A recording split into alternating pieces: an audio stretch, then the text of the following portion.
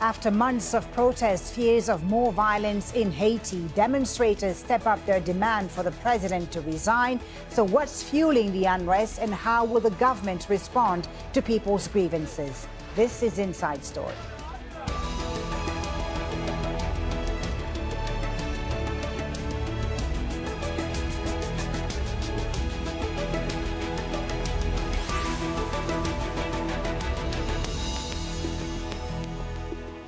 Hello and welcome to the program. I'm Folly Thibault. For months now, people in Haiti have protested in sometimes violent demonstrations that appear to be getting worse. A deepening economic crisis and growing fuel and food shortages have sent people to the streets. They're demanding the resignation of President Jovenel Moise, who has so far rejected that call. And frequent natural disasters have made things worse for millions of Haitians. Hurricanes that destroy homes and food production, and severe droughts that dry up the country's water resources. But let's take a look at the political crisis, which began in July last year, when Haiti's government announced plans to end fuel subsidies as part of an agreement with the International Monetary Fund. Thousands protested, demanding President Jovenel Moise step down. Demonstrations continued despite the government suspending the reforms that would have nearly doubled petrol prices. Prime Minister Jacques-Guy Lafontaine resigned and his replacement was fired just 6 months after his appointment. And protesters got even more angry after allegations that $4 billion from a Venezuelan oil subsidy program disappeared. We have a lot to get to with our guests in just a moment, but first, this report from Manuel Rapallo in Port-au-Prince. For weeks, protests against Haitian President Jovenel Moise have paralyzed much of the capital, Port-au-Prince. Over the weekend, an uneasy calm returned to the city. With debris from roadblocks still littering the streets, having a motorbike was the most efficient way to get around. We visited the shanty town of Cité Soleil, the poorest slum in the city. There we met 65-year-old Solène Loris. The living conditions in her neighborhood are far from sanitary, and many of her family members are sick. She tells us she remembers a time when she had steady work, and life in the country wasn't nearly as hard, but those days are long gone. The way things are going in the country has made things worse for the poor. We feel even more mistreated than before. There's no one here to help us. We have to look out for ourselves. There are thousands of Haitians who, like Solène, have been deeply affected by the political crisis. There's an ongoing petrol shortage, fuel pumps are crowded, and with public services crippled, many people are forced to walk long distances in search of supplies. I have a wife and children, and I can't find water. I've got $5 to buy water, but I don't know where to find it. With tensions still high, the government continues to call for a national dialogue. Violence is not the best way to make your voice heard. It has a major impact on the country's economy, especially if it means Haiti is locked down. Unwilling to negotiate, opposition leaders have once again called for mass demonstrations. Haiti's political opposition has vowed to continue to protest for as long as it takes for the president to resign. Meanwhile, it's the poorest in the country who are worst affected. For them, this is a crisis with no end in sight. Manuel Rapallo, Al Jazeera, Port-au-Prince.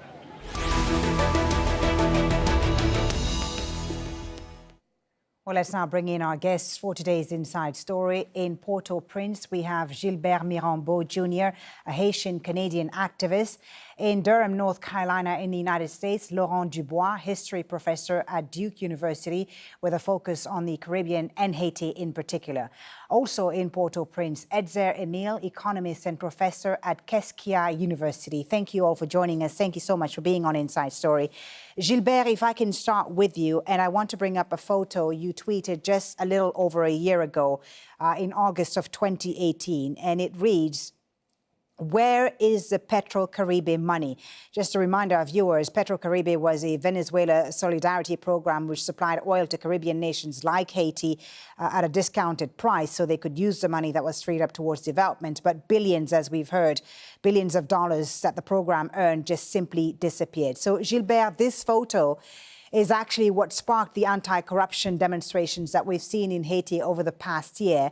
What was your intention, first of all, when you tweeted this photo over a year ago?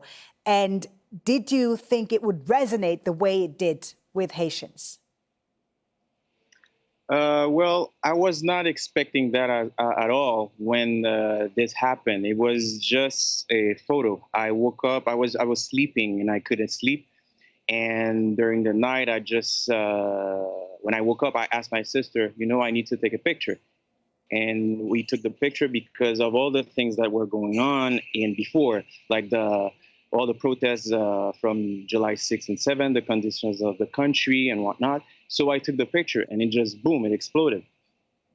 And ever since I got back to Haiti, and I went on the ground. I'm fighting with the people on the ground, and I was not expecting that at all. Yeah. Gilbert, the protests began over the government's plans to end the fuel subsidies, but the government ended up cancelling those plans because of the demonstrations. So why are people still on the streets in Haiti today? What are the people's demands, those who are protesting? The demands of the people are very simple. They need to meet their basic needs. It's food, water, somewhere to sleep. It's really basic. Haitians are not asking for much. It's just you have the oligarchy that has all into their hands, and all the wealth of the country is divided between amongst a few people. So it's been years that is happening, and you have that predatory state that's taking the state in captivity. So now the people are demanding to live in better conditions, to live like decent human beings. And this is the very simple thing that they're asking as citizens. Etzer, Emile, in Port-au-Prince, as Gilbert said, this has been going on for years. But the protesters that we're seeing on the streets of Port-au-Prince today are blaming Jovenel Moise for the current fuel shortages and food shortages. But he took office nearly 3 years ago. But these corruption allegations have dogged Haiti for a very long time now, for many years. Why is he to blame for the current crisis? And I think it's a combination of different factors. The corruption actually is going too far. And then every time you have a new scandal, and it put like oil on the fire and the people and make people angry. But also we have the highest inflation for the last 11 years. We have the highest currency rate growth for the last 20 years. We have the worst economic rate growth since the earthquake. So this year is a particular catastrophic economic year, and it makes more people angry. And at the same time, how you can say you're not ready to give gas subsidies when you buying vote, you're giving money to congressmen to vote for prime minister. So those kind of action development make it more difficult for people to accept and also to trust the government. Right. So it's like things were bad, but getting worse this year. But how is Jovenel Moise responsible? How did he benefit from the old system of subsidized fuel? Official investigations have implicated not just him, but other officials under previous administrations as well. Last year, he didn't give the answer regarding the real questions, because he didn't approach the problem very deep. He changed the government last year after the protests in July, but it was not the point. So because right now we have a systemic crisis. It's not government crisis. It's not just an inflation crisis. A systemic crisis. There's no way you can keep so many people in poverty, in extreme poverty in a country where there's inequality and frustration. So there's no way you can keep the system going as it was before, with the same people actually keep all the resources of the country. And then he came 2 years ago, he didn't do nothing to rebalance the thing. And that's why people are so angry and wanted him to resign. Laurent Dubois in North Carolina. International media has focused on the familiar story of corruption and mismanagement in Haiti, an all too familiar story. But what lies beneath all this, in your view? What are the root causes? I imagine that they extend beyond the current government, do they not? Well, certainly, and I think, as my colleagues have said, this is in a way kind of a long-term process, systemic questions coming to a head, and I think just a situation that has been building for quite a long time. Obviously, the basic questions about food security, food supply, water supply, both in Port-au-Prince, but also in the cities throughout the country that have seen protests recently and in the countryside, I think that's fundamental. And also the sense that there hasn't been a kind of real political response to the demands on the part of people to have a transparency, to have kind of responses to questions about where the money has gone. And so that combination of really increasing frustrations. I think when Moise came into power, he certainly made promises, as many governments have, about addressing agriculture, which really is, I think, maybe the key or one of the keys to the question, how to increase food production within the country, how to decrease dependence on foreign food.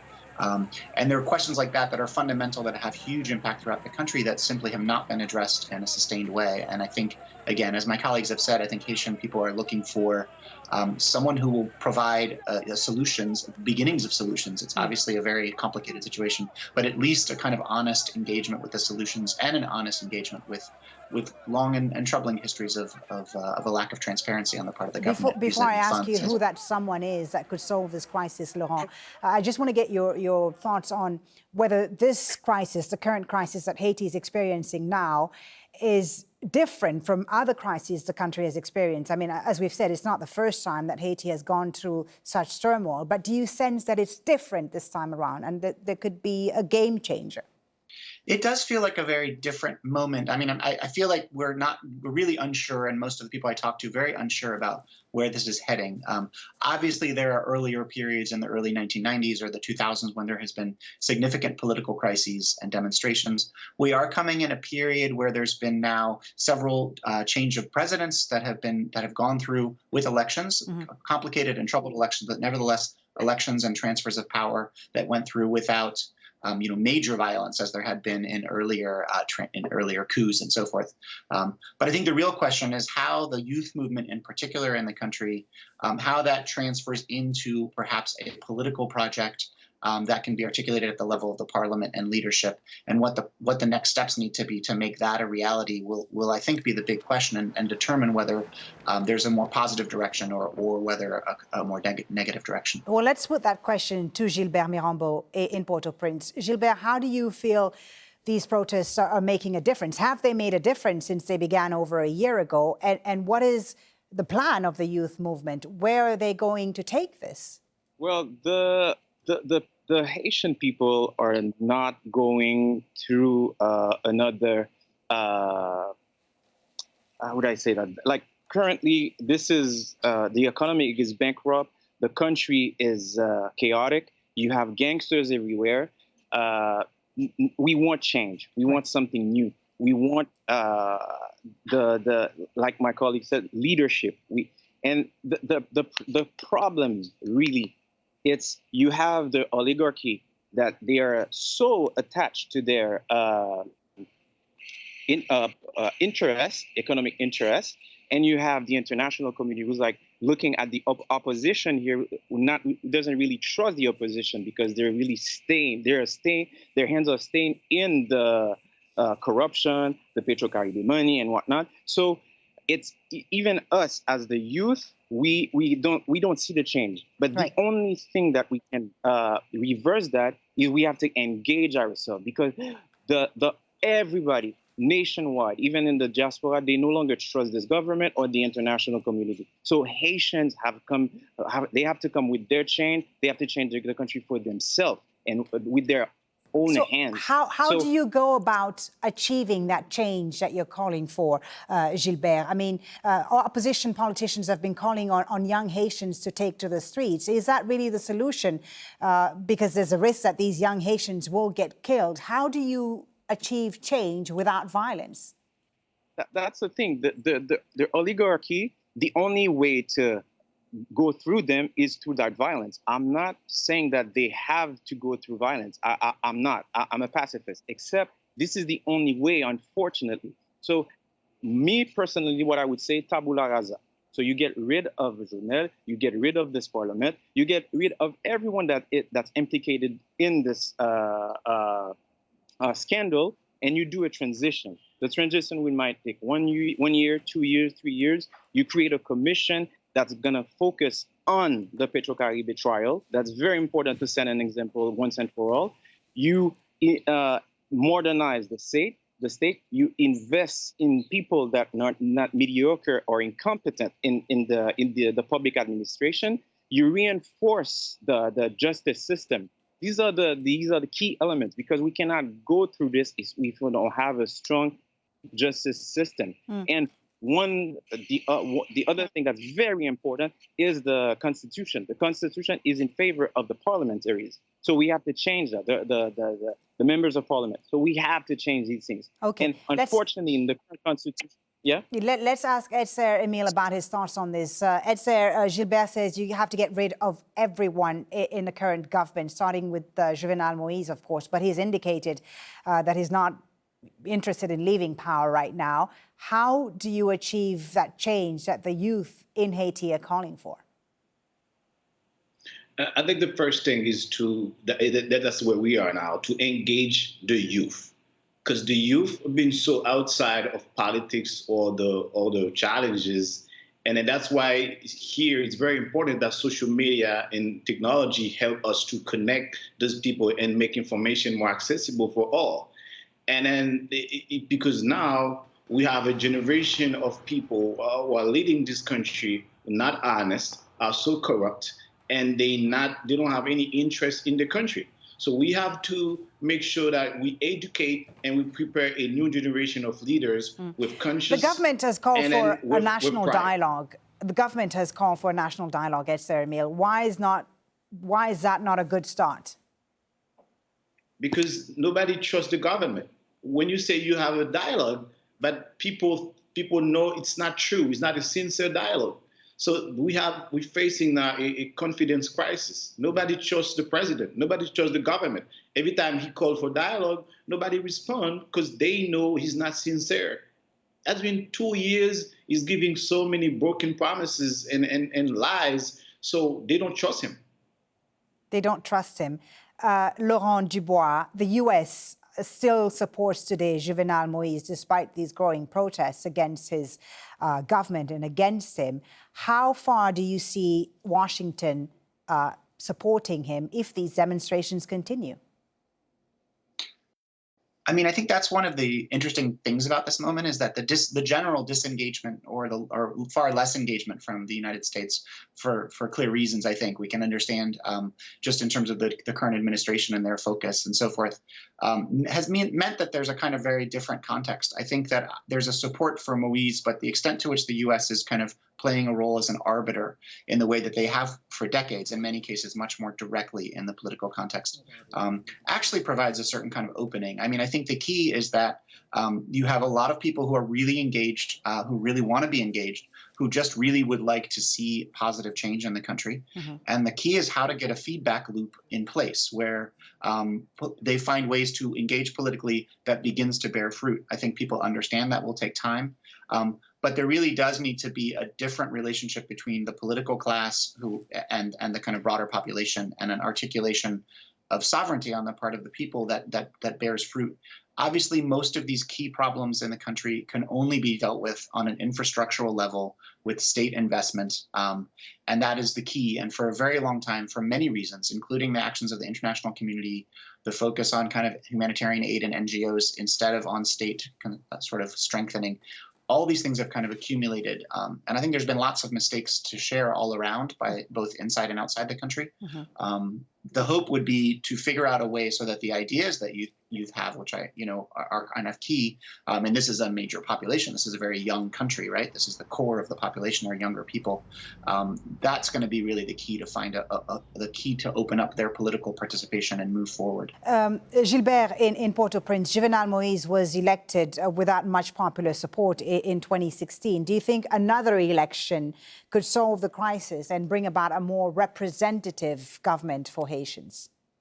we can't go through another election as we speak. That's why that's why I'm pushing for this transition. We have to clean the electoral machine first, because many times we had the international hands in our election. Like I said, it's between Haitian for Haitian that we need to change this country. Okay, let me ask Etzer about the opposition in Haiti. Opposition leaders, Etzer, have pledged that there would be no peace until Jovenel Moise steps down, and they've been telling the population to rise up. But I wonder, though, what alternatives are they offering?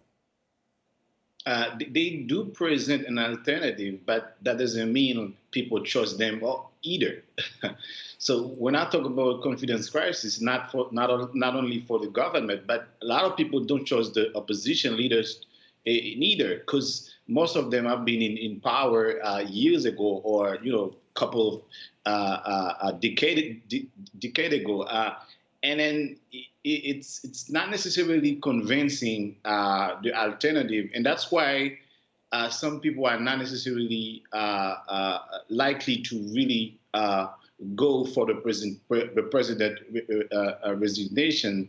But at the same time, I think it should be building with material from everyone to build the alternative together, because the Constitution is not really clear about the great procedure to do and then to achieve a great alternative. But for me now, it should be really focused on the national conference and the Constitution revision. So that should be the two main things to do, and after that, to go to election, like maybe after 3 years. Okay. Laurent, your thoughts? I mean, you've had the repressive regime of the Duvaliers for 30 years in Haiti. There was Jean-Bertrand Aristide, of course. Haiti seems to be in a perpetual state of fragility. What is the way out of these crises, these current crises? And you mentioned the U.S. Being in the past an arbitrator. If not the U.S., then who today? Well, I think the key is actually within Haiti, right? I think that actually the best solutions will come from within the country, and that in the past, the interventions from outside have not helped in general. What I think it's, in terms of historical context, very important that we've returned all to the Constitution. This was a Constitution that was written directly after the overthrow of the Duvalier regime. Mm-hmm. It had as a central concern essentially containing the executive, because of a 30-year process of an authoritarian executive. And so it kind of recalibrated the relationship between the parliament and the executive, and did a lot of other things. It's a constitution that had a lot of positive elements, but as people have mentioned, there's also some confusion around it, and it's not clear that the recalibration has totally worked. So I actually think it will be very useful, as everyone is suggesting, to think about that constitution, to think about the political structure in Haiti and how it could be improved. And I actually think that if that conversation unfolds, people will have a sense that that's a relatively concrete project that can be put into place, so that the new if there are new elections eventually, those new political class will kind of work in a different way, because the impasses right now are certainly clear, and they do have a connection to that constitutional question. Okay. I really think the question right now is to think about the future collectively from within the country, and to construct that future. Obviously, that's a huge challenge. But as much as the crisis is an opening, is a crisis, it's also an opening, I think. Let me ask Gilbert Mirambeau whether he thinks that the solution has to come from within, or whether intervention from outside at this stage is necessary to resolve this crisis in Haiti once and for all. Well, the crisis is deep and profound, but if we're talking specifically about the Petro-Caribbean trial, I think it's a little bit of both. We would need to have a special court from arbiters from the north, like in Europe, like Switzerland, Norway, Finland, and they would train people on the ground. So that for the Petro-Caribbean, but ultimately for the constitution, the referendum, emerging the political class. We are the youth. We are the future. We need to engage ourselves. Like earlier, my colleague was talking about the Duvalier regime that was very bloody on us, and this made us look the other way every time there was injustice in this country. So we need to stand now, stand as in unity, stand in as for our family. Okay. You know, because this injustice system, it's not helping us. Okay. And I think let's leave it there. Unfortunately, we've run out of time. Thank you so much, gentlemen, for a very interesting discussion. Thank you for being on the show today, Gilbert Mirambeau, Laurent Dubois, and Etzer Emile. And thank you for watching. You can always watch this program again anytime by visiting our website at aljazeera.com. For further discussion, go to our Facebook page. That's facebook.com/AJ Inside Story. You can, of course, also join the conversation on Twitter. Our handle is @AJ Inside Story. From me, Folly, Thibault, and the whole team, thank you for watching. Bye for now.